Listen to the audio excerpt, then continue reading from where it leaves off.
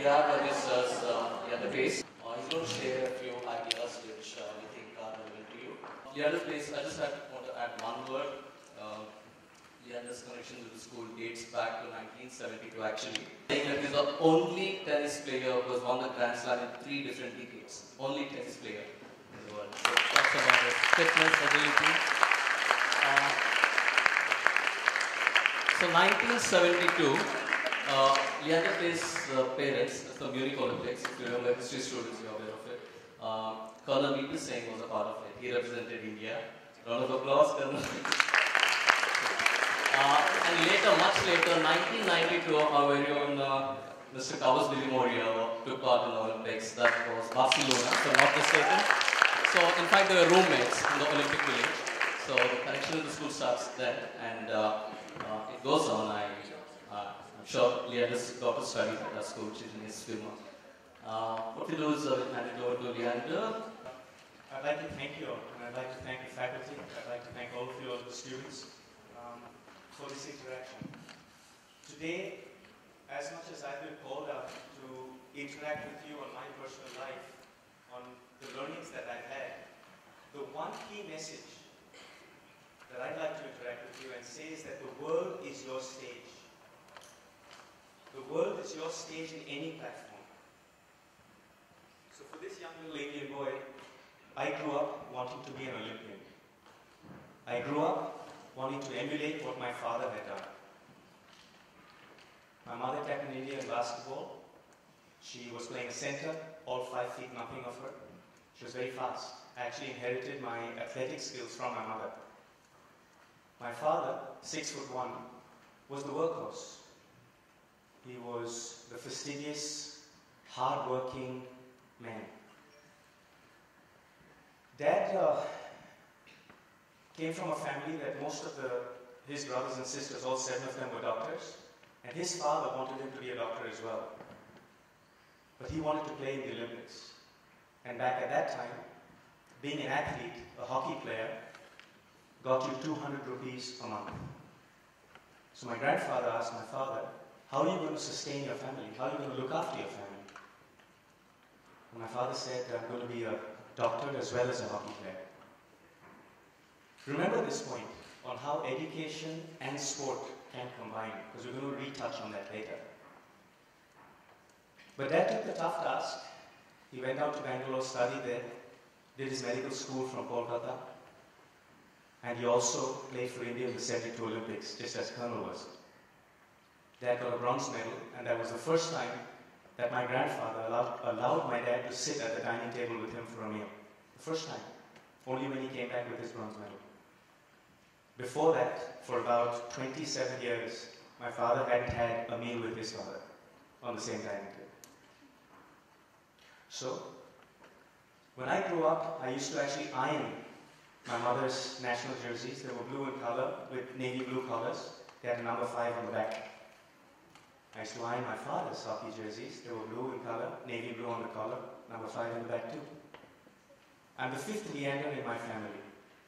The eldest son of every generation gets the name Leander, and I'm the 5th one. What I'm trying to say is my lucky number is number 5. My playing jersey for India is number 5. I grew up with a dream to play in the Olympics, but I was playing a sport that India was not in the Olympics at, football. For me, the vehicle to get to the Olympics was almost as important as playing in the games itself. Why? Because I do not believe I'm the most talented athlete. I believe I'm the most passionate athlete. I believe that the homework that I have to do, the recognition of where I am today and where I want to be tomorrow is more important. And that bridge that I have to go from being a talented young boy to then becoming a world champion is actually a life's journey. Today I'll talk to you about an athlete, but what I'm trying to get across is that no matter what field you are in, whether it's sport, whether it's in sport management, whether it's in computers, whether it's in commentary, which we're going to touch today, whether it's in being an educationist, where you touch so many lives, and you give young children and young families an education of how to bring up their families and their children. Growing up as a young boy with Portuguese and Indian heritage, I played football. I was born with these legs that were big, strong, fast. And I was selected for the Barcelona junior program at the age of 12. To give you an understanding of how passionate I was with football, I never let anybody touch my boots. Chanchal sir sitting in the back, he knows that I used to sleep with my boots as my pillow. I used to put them one into the other, tie the laces around it, and that was my pillow. But then when I got selected for Barcelona, they wanted me to give up my Indian citizenship. They wanted me to take Spanish citizenship because they were going to put $1.2 million then, back in 1986, on the 12th of May 1986. Put $1.2 million every year into my training, which meant they did not want me to come and play for another country, which was competition to them when they were actually honing my skills. I understood where the Barcelona program came from, but that was not me. I'm Indian through and through. I'm that same number 5 jersey through and through. I bleed blue. So for me, playing for my country, India, is the most important thing. The way I represent myself, the way I represent you when I'm on that field, the way I represent India when I'm on a stage, is more important than actually just being on a podium with a medal around my neck. That medal is just a reflection of the team, my trainer, my coach, my parents, my teachers, everyone that's touched my life, my sisters. That medal represents the whole team that have enabled me and helped me to be who I am. But the way I conduct myself is my responsibility. Whether I cheat on the court or not.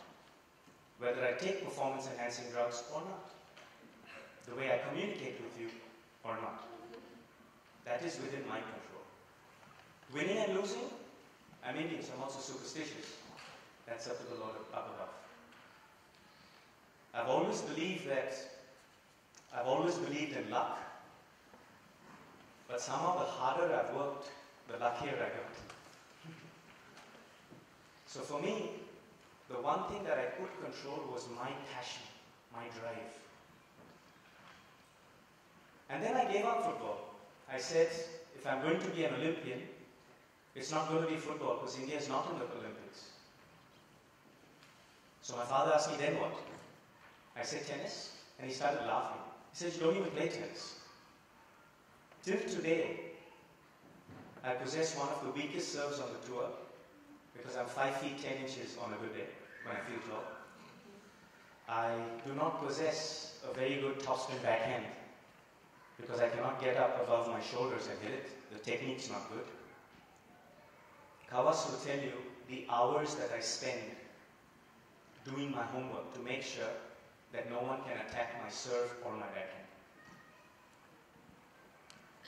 So at the age of 12, again, the 12th of May 1986, I asked my father, I said, if I'm going to be a tennis player, find me the best tennis academy and put me into the Britannia Tennis Academy and give me 1 year.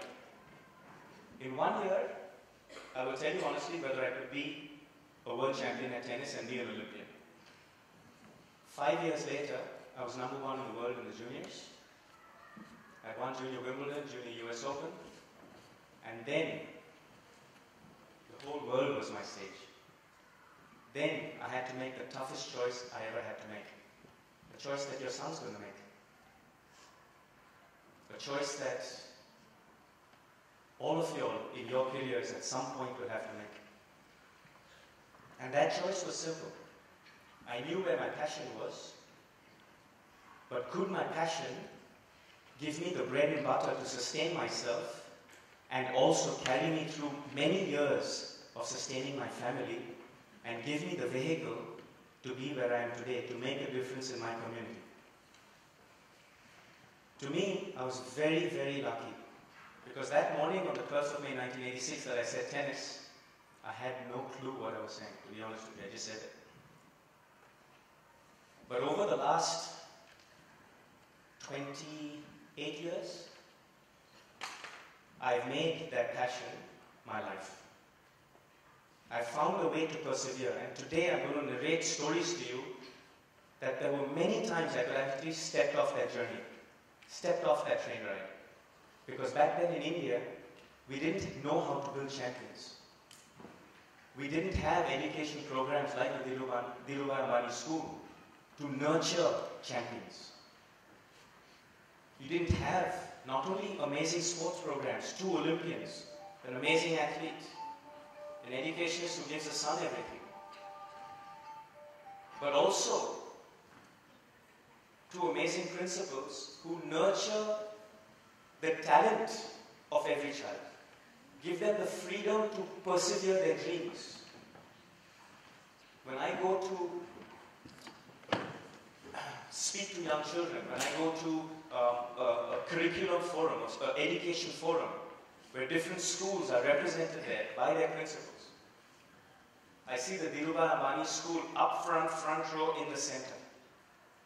To me, that makes me very proud to send Ayana, my daughter, here. Because you all are the pioneers and the front runners to build champions. The world is your stage. You can, by your actions and the choices and the goals that you set for yourself, choose to either take the easy road out and be average, or choose to be a world champion. And that starts in school. That starts the way you interact with your teachers. That starts with the way you interact with your fellow students. Knowledge starts in school. To be a world champion, the difference between the boys and the champions, the young girls and the champions, is knowledge, is passion, is perseverance, is dedication.